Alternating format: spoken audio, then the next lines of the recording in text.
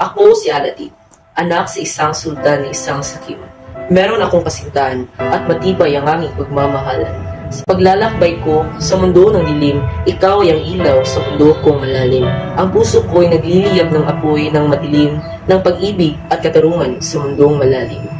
Nais kong matuklasan ang tunay na kahulugan ng mga taong nagdurusa sa kawalan ng kaligayahan.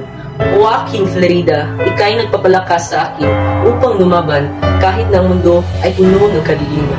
Kaya sa gitna ng aking paglalakbay, ako'y patuloy na lumalaban at magtatagumpay ang aking buong puso't diwa sa habang panahon walang hanggan upang ang mundo ay mabiyayaan ng kaligayahan. Aladdin, prinsipe ng Persia, at sa iyo'y aking bibigay. At sa aking paglalakbay, ako'y magiging tulay. Ang tadhana namin ni Frida ay sana'y sumabay, at sana ang aking inaasam na pagmamahal ay magtatagumpay. Sa bawat hakbang sa buhangin, at sa bawat tingin sa kalangitan, ako'y patuloy na lumalaban. Sa bawat tula ng hangin, at sa bawat awit, ang pangarap ko'y patuloy na umaawit.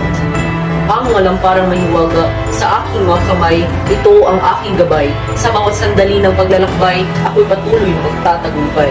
Nang sa gabing malungkot ng kinabukasan, wakas na tadhanang ako'y pupugutan. Sa mga mata ko, nakikita ko ang mga pagsubok na naghihintay sa akin. Sana'y gabayan ako ng Panginoon sa aking haharapin.